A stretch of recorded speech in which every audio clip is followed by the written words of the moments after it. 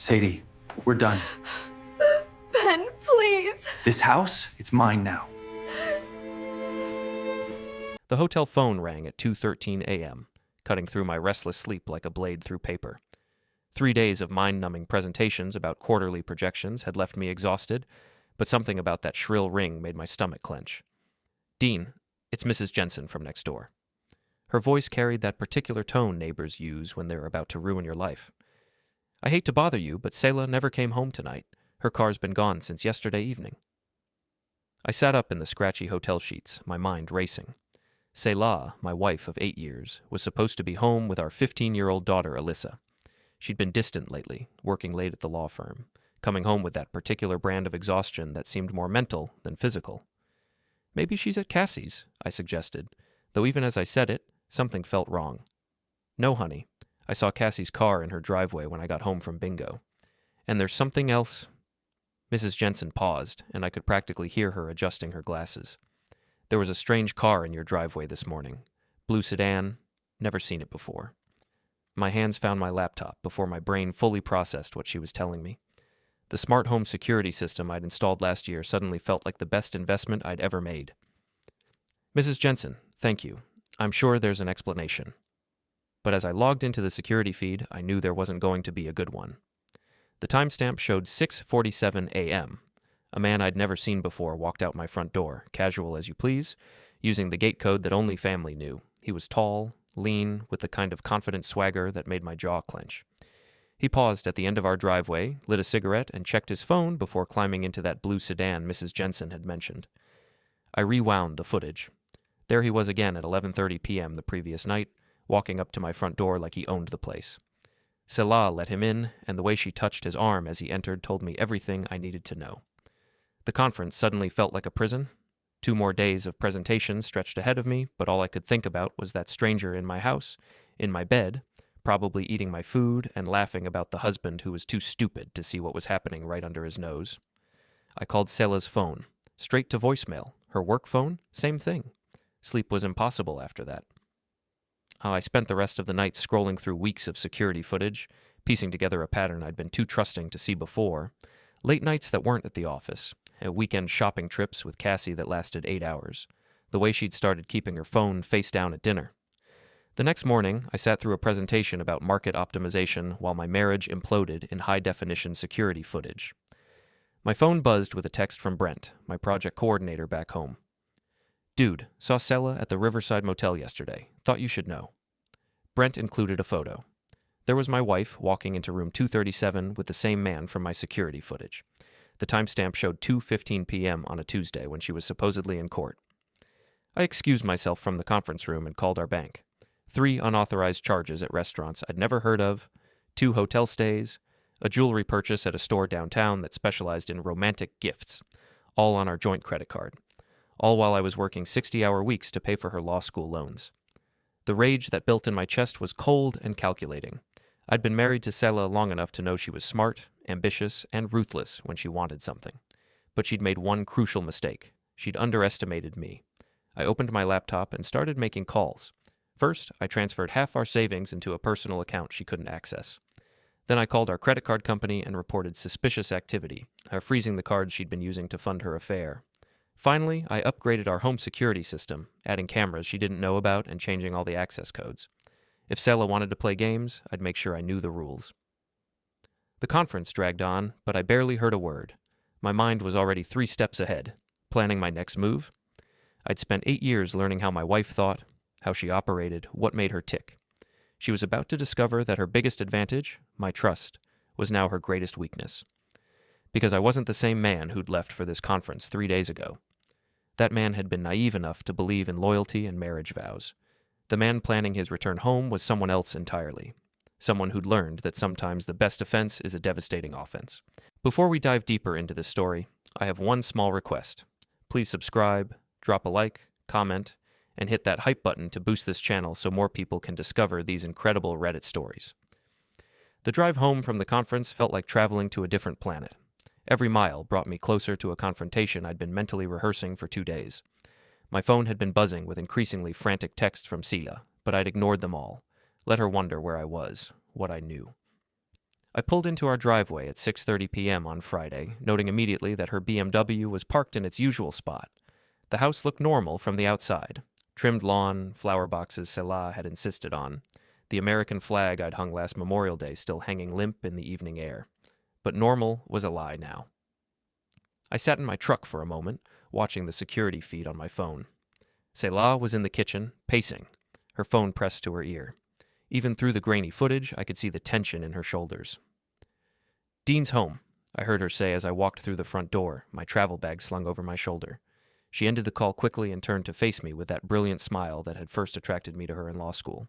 But now I could see the calculation behind it, the way she was measuring my expression, trying to read what I knew.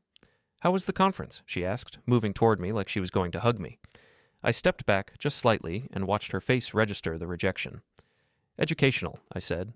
"Learned a lot about patterns, market trends, how to spot irregularities in data." Her smile flickered. "That's nice. Are you hungry? I was thinking we could order pizza." "Where's Alyssa?" "Spending the night at Madison's house, school project." Selah was fidgeting with her wedding ring, spinning it around her finger. A tell I'd noticed years ago when she was nervous about a case. I nodded and walked past her toward the stairs. "I'm going to shower and change. Long drive." "Dean, wait." Her voice had that particular tone she used in court when she was about to make a crucial argument. "I missed you." I turned back to look at her, really look at her. Selah was beautiful. Auburn hair, green eyes, the kind of sharp intelligence that made her formidable in a courtroom. But standing there in our kitchen, I saw something I'd never noticed before. She was afraid. Good. "Did you?" I asked. "Miss me, I mean?" "Of course I did.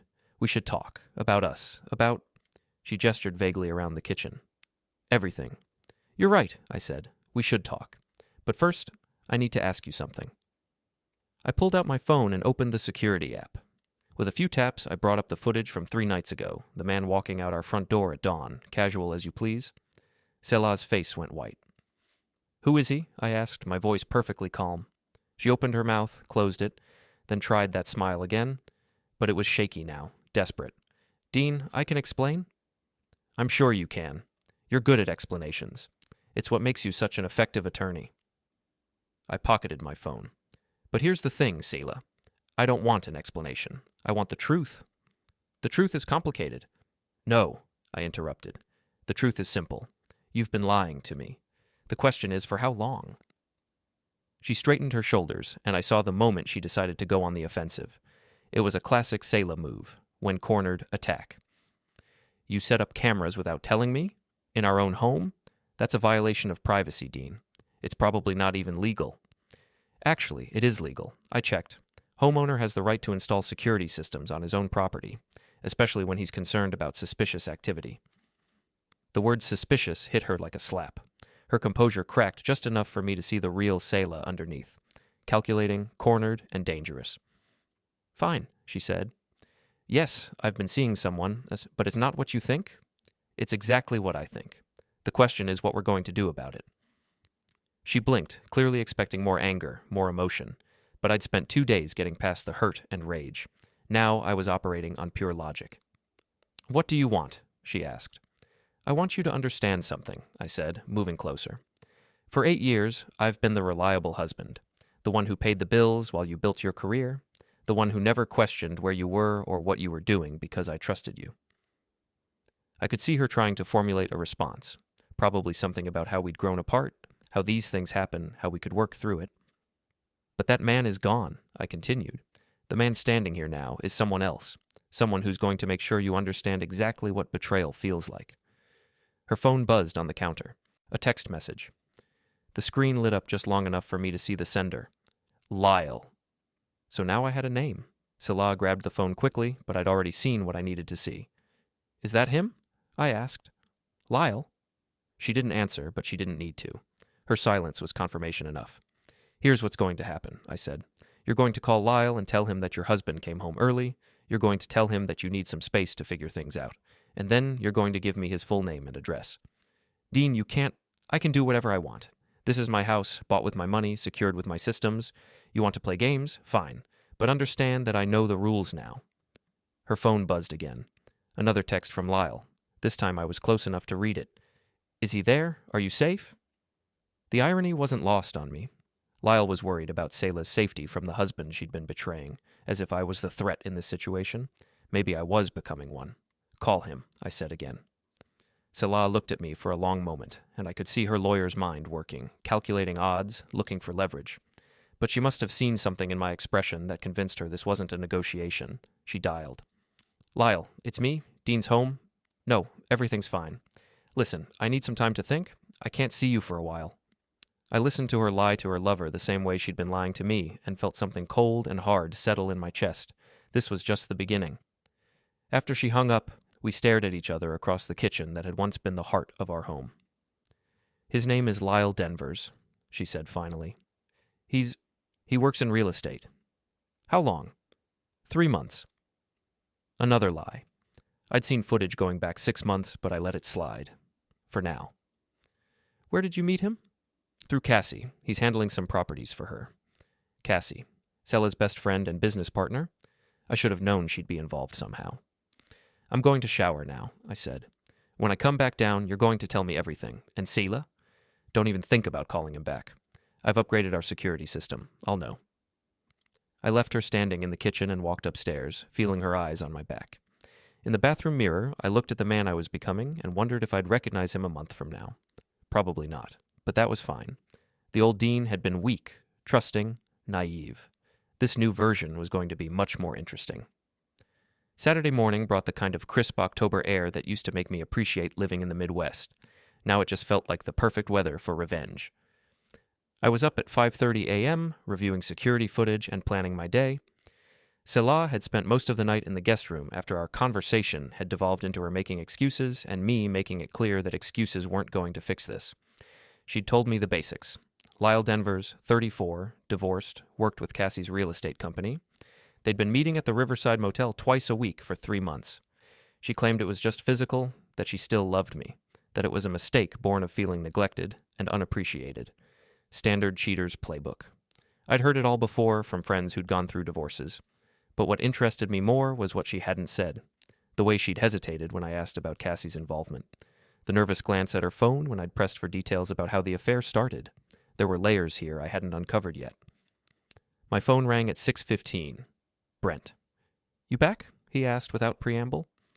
Yeah, thanks for the heads up about the motel. No problem. Listen, there's something else. I was at Murphy's bar last night, and guess who was there bragging about his new sugar mama to anyone who'd listen? Lyle Denvers. Bingo. Guy's a piece of work, Dean, talking about how he's got this lawyer lady wrapped around his finger, how she's been paying for everything. Drinks, clothes, even helped him catch up on his rent. My grip tightened on the phone. It was one thing to know your wife was having an affair. It was another to learn she was being played by a con artist who was laughing about it in public. What else did he say? That he's got her convinced you're some kind of controlling jerk who doesn't appreciate her. Classic manipulation stuff. But here's the kicker. He was there with some blonde woman. Introduced her as his girlfriend. So Lyle was playing multiple angles. Selah wasn't his only mark. Get me everything you can on this guy, I said. Employment history, credit report, criminal background. I'll pay whatever it costs. Already on it. Should have something by Monday. After I hung up, I sat in my kitchen drinking coffee and watching Selah sleep through the security monitor. She looked peaceful, innocent even, but I knew better now. My phone buzzed with a text from an unknown number. This is Lyle. We need to talk. Interesting. He'd gotten my number somehow, probably from Selah's phone. The fact that he was reaching out directly told me he was either very confident or very stupid. I typed back, Dewey. His response came immediately. Meet me at Riverside Diner. 1 hour. Come alone. The audacity was almost admirable. The man who'd been sleeping with my wife in my bed wanted to meet for coffee and to chat. Part of me wondered if this was how he'd handled other husbands, other situations. But I wasn't other husbands. I drove to the diner early and picked a booth with a clear view of the parking lot. Lyle arrived exactly on time, driving a blue Honda that had seen better days. He was taller than he'd looked in the security footage, with the kind of easy smile that probably worked well on lonely women looking for excitement. He slid into the booth across from me and extended his hand. Dean, right? I'm Lyle. I stared at his hand until he withdrew it. This is awkward, he said, signaling the waitress for coffee. But I figured we should clear the air. Clear the air, I repeated. That's an interesting way to put it. Look, I know you're upset. Do you? He blinked, thrown off by my calm tone. Whatever he'd expected, it wasn't this. The thing is, he continued, Selah and I, we have something special. She's not happy in her marriage. Hasn't been for a long time. She deserves better. I sipped my coffee and studied him. Up close, I could see the calculation behind his charm. This was a man who'd made a career out of reading people, finding their weaknesses, exploiting them. Tell me about Cassie, I said. Cassie? Selah's friend. Your boss, apparently. How does she fit into this? Something flickered in his eyes. She doesn't. This is between you, me, and Selah. Is it? I pulled out my phone and showed him a photo Brent had taken at the bar. Lyle with his arm around a blonde woman, both of them laughing. Who's this? His confident smile faltered. That's just a friend. Does Selah know about your friend? You don't understand the situation. I understand it perfectly. You're running a game on my wife. Probably not your first time, definitely not your last. The question is whether this is freelance work or if you're part of a team. Lyle leaned back in the booth, and I saw him reassess me. Whatever profile Selah had given him, controlling husband, workaholic, easy mark, wasn't matching the man sitting across from him. What do you want? He asked. I want you to understand something. Selah might be naive enough to fall for your act, but I'm not. I know exactly what you are. And what's that? A predator. You find women who are vulnerable, dissatisfied, looking for something their lives are missing. You become that something. You take whatever you can get, money, gifts, favors, and when it gets complicated, you move on to the next mark. His jaw tightened. You don't know what you're talking about. Don't I? How much has she given you, Lyle? Cash, credit cards, paid your rent lately? What's the total damage? He stood up abruptly. This conversation is over. Sit down. Something in my voice made him freeze. Maybe it was the way I said it, or maybe it was the look in my eyes, but he sat back down. Here's what's going to happen, I said. You're going to disappear from my wife's life. No calls, no texts, no accidental meetings. You're going to find another town, another mark, another game. And if I don't? I smiled, and I could see it unsettled him. Then you'll discover that I'm much better at games than you are.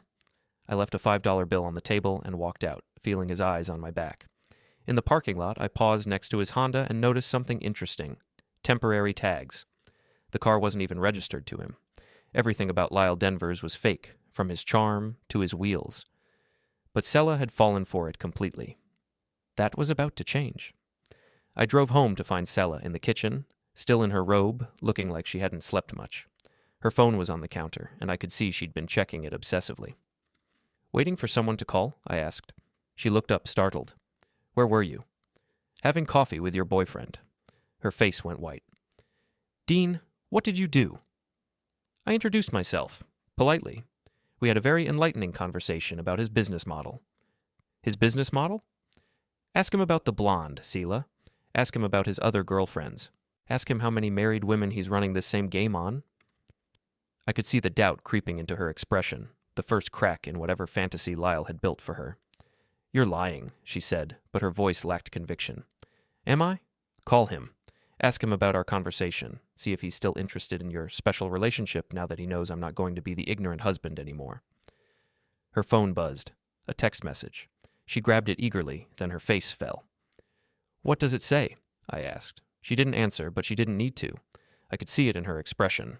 Lyle was backing away, making excuses, probably claiming he needed space to think. Predators don't like complicated situations. They prefer easy marks, clean exits. He's using you, I said gently. Has been from the beginning. The question is whether you're going to keep letting him, or if you're going to start thinking clearly. Selah looked at her phone, then at me, then back at her phone. I could almost see her lawyer's mind working, weighing evidence, recognizing patterns she'd been too emotionally invested to see before. This isn't over, she said finally. No, I agreed. It's not, but it's not going to end the way you thought it would. I left her in the kitchen with her doubts and her phone and went upstairs to plan my next move, because Lyle might be backing off, but I wasn't done with him yet, not even close. Sunday morning brought rain and revelations. I was in my home office going through Brent's research on Lyle Denvers when I heard Selah on the phone downstairs. Her voice carried that particular pitch it got when she was angry and trying to hide it. No, Cassie, I can't talk right now, because Dean knows. That's why I don't know what I'm going to do. Interesting, she was calling Cassie before Lyle. That told me something about the power structure in this little triangle.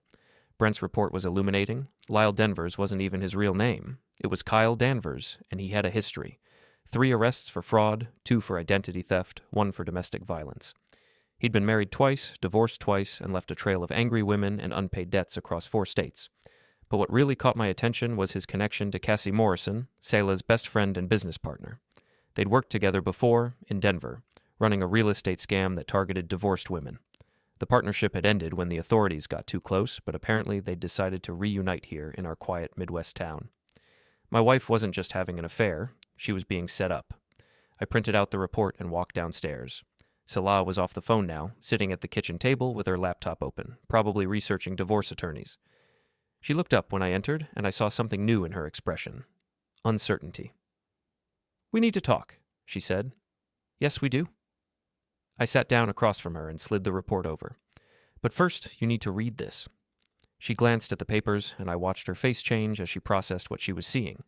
Criminal record, false identities, a pattern of targeting married women through real estate connections.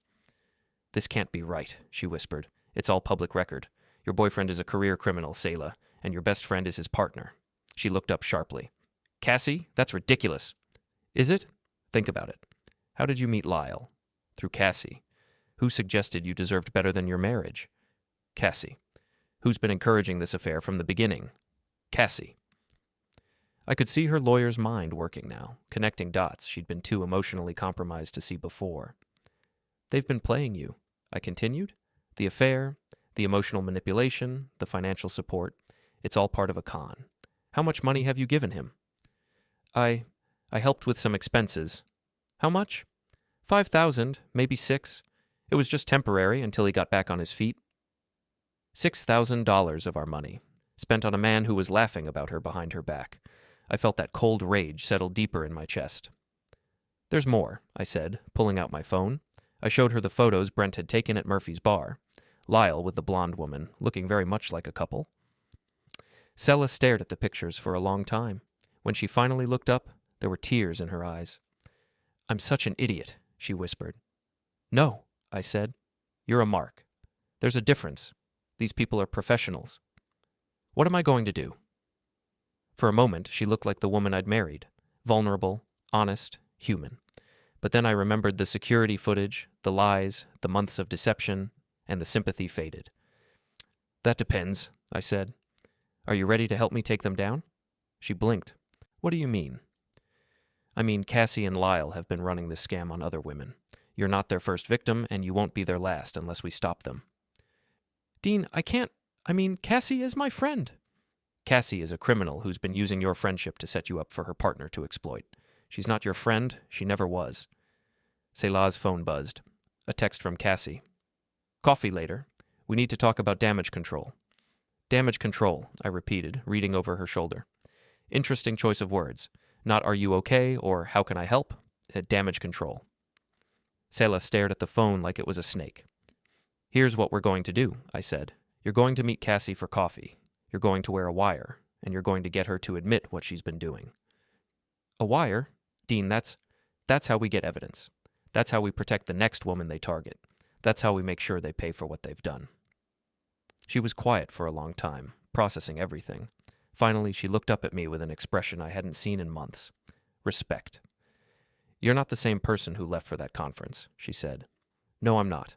The question is whether you're ready to change too." She nodded slowly. "What do you need me to do?"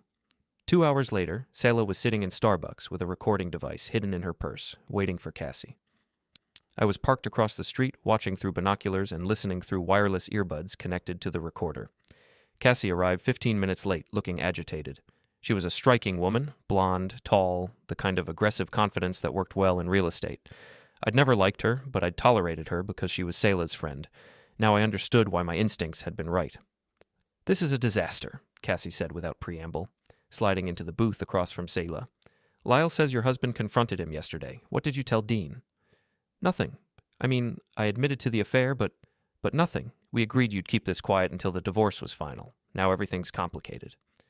"Complicated how?" Cassie glanced around the coffee shop, then leaned forward. "Dean's not supposed to know about Lyle yet.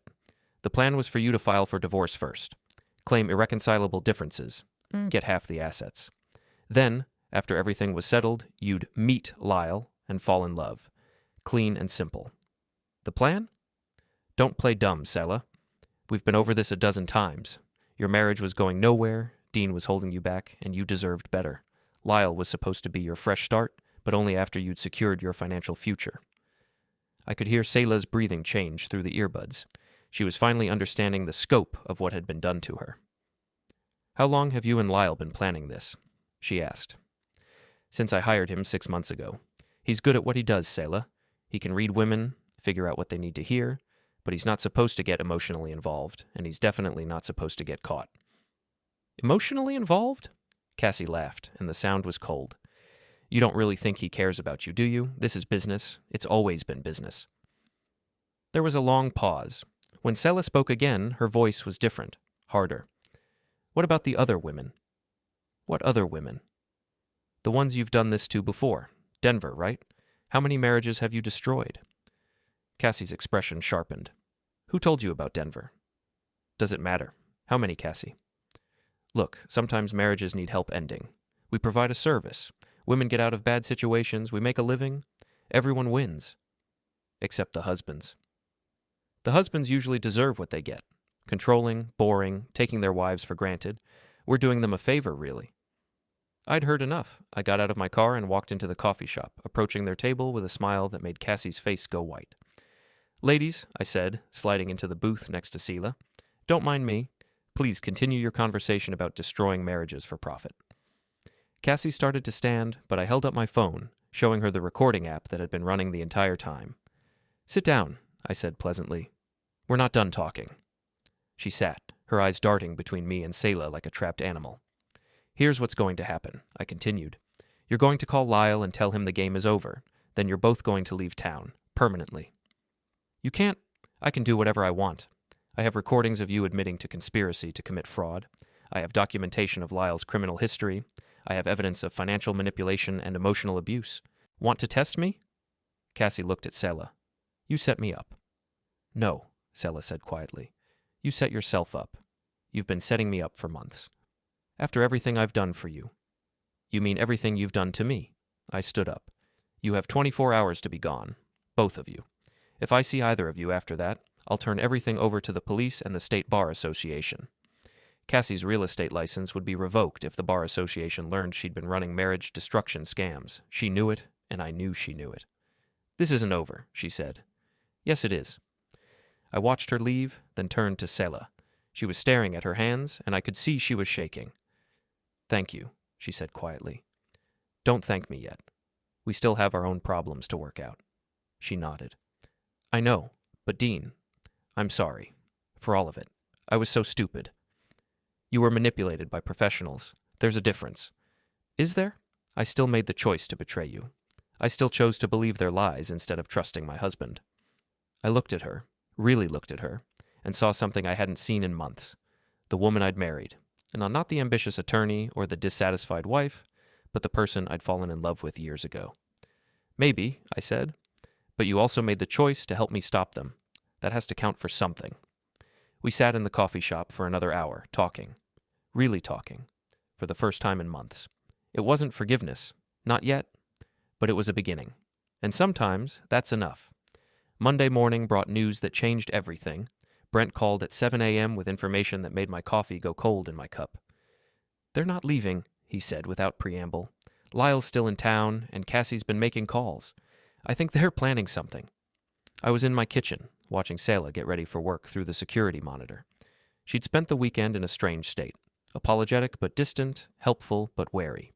We were in some kind of limbo, neither reconciled nor separated, just existing in the same space while we figured out what came next. What kind of calls? I asked. Legal stuff. She's been talking to attorneys, asking about recording laws, whether she can claim entrapment. And get this, she's also been calling your neighbors. My stomach dropped. Which neighbors? Mrs. Jensen, the Hartmans, that new couple with the kids, telling them some story about how you've been stalking her, threatening her, that Selah is afraid of you. Cassie was trying to flip the narrative, make me the villain, position herself as the victim. It was smart, and it was dangerous. There's more, Brent continued. Lyle's been asking around about your work schedule, your routines. I think they're planning to make a move while you're at the office. What kind of move? The kind that involves Selah disappearing with half your assets and a story about an abusive husband she had to escape from. I closed my eyes and felt that familiar cold rage settle in my chest. They weren't just con artists, they were adaptable con artists. When Plan A failed, they moved to Plan B. Keep watching them, I said. I'm going to handle this. I hung up and walked upstairs to where Selah was getting dressed for work. She looked up when I entered, and I saw something flicker in her expression. Fear? Guilt? I couldn't tell anymore. We have a problem, I said, and told her what Brent had discovered. Her face went white. Dean, I swear I didn't know. I believe you, but it doesn't matter what you know. It matters what they're planning. What are we going to do? We are going to end this. Today. I outlined my plan while she listened, her expression growing more troubled with each detail. That's entrapment, she said finally. No, it's justice. There's a difference. Dean, I can't. You can, and you will. Because if you don't, they're going to destroy both of us and move on to their next victims. She was quiet for a long time, weighing her options. Finally, she nodded. What do you need me to do? 3 hours later, everything was in motion. Selah had called in sick to work and was at home, waiting. I was supposedly at the office, but actually parked 2 blocks away, monitoring everything through the security system. At 11:30 a.m., Cassie's car pulled into our driveway. She entered through the front door. Selah had left it unlocked as planned, and I watched through the cameras as she walked into our living room like she owned the place. Are you ready? She asked Selah. Ready for what? To finish this. Lyle's got a lawyer lined up, someone who specializes in domestic abuse cases. We file a restraining order this afternoon, claim Dean's been threatening you, that you're afraid for your safety. By tonight, he'll be out of the house and you'll have legal grounds for an emergency divorce filing. Cassie, don't think. Just act. This is your chance to get out with everything intact. I watched Selah's face through the monitor. She looked genuinely conflicted, which was perfect. It would make Cassie push harder. What about the recording from yesterday? Selah asked. Dean has evidence. Inadmissible. You were coerced into wearing that wire, probably threatened. Any lawyer worth his degree can get that thrown out. And then what? I just disappear with Lyle? You disappear with half of everything Dean owns. The house, the savings, his retirement accounts. Lyle's just the bonus. Cassie moved closer to Selah, and I could see the predator beneath her polished exterior.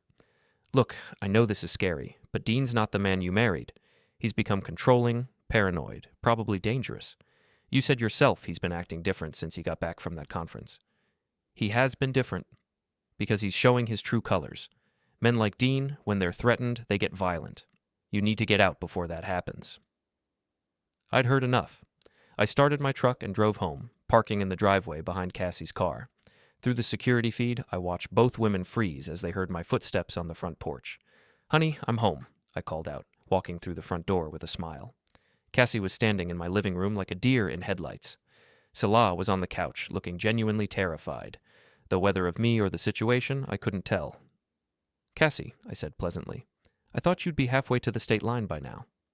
Dean, we need to talk. No, we don't. We need you to leave, permanently. I'm not going anywhere. Selah asked me to come here. She's afraid of you. I looked at Selah. Are you afraid of me? She hesitated just long enough for Cassie to jump in. See? She can't even answer. You've got her so intimidated. Actually, Selah said quietly, I'm not afraid of Dean. I'm afraid of you. Cassie blinked. What? I'm afraid of what you've done to my life. What you've turned me into. What you're still trying to make me do. Selah, don't let him manipulate you. Like you manipulated me, like Lyle manipulated me. I pulled out my phone and hit play on a recording from 30 minutes earlier. Cassie's voice filled the room. You disappear with half of everything Dean owns, the house, the savings, his retirement accounts. Lyle's just the bonus. Cassie's face went white. You were recording me? We were protecting ourselves, I said, from people like you. This is entrapment. This is evidence of conspiracy to commit fraud. Want to hear the rest? I let the recording play, watching Cassie's expression change as she heard herself outlining the fake domestic abuse claim, the emergency divorce filing, the plan to strip me of my assets. When it finished, the room was silent. Here's what's going to happen, I said. You're going to call Lyle and tell him it's over. Then you're both going to leave town, today. If I ever see either of you again, this recording goes to the police, the state bar, and every real estate board in the region. You can't. I can do whatever I want. This is my house, and you're trespassing. Cassie looked at Selah one last time. You're making a mistake. He'll never forgive you for what you did. He'll use it against you forever. Maybe, Selah said, but that's between me and my husband, not you. After Cassie left, Selah and I sat in our living room, surrounded by the wreckage of our marriage and the echoes of other people's schemes. Is it over? She asked. With them? Yes. With us? I shrugged. That's up to you. I want to try. To fix this. If you'll let me.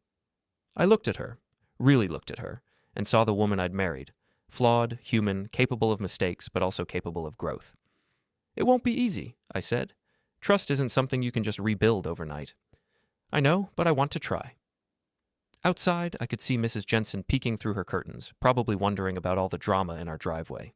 Tomorrow she'd probably ask questions, want details, maybe spread rumors. But for the first time in weeks, I didn't care what the neighbors thought. My wife was home. The predators were gone. And maybe, just maybe, we could figure out how to be married again. It wouldn't be the same marriage we'd had before. That was impossible. But it might be something better, something honest, something real, something worth fighting for.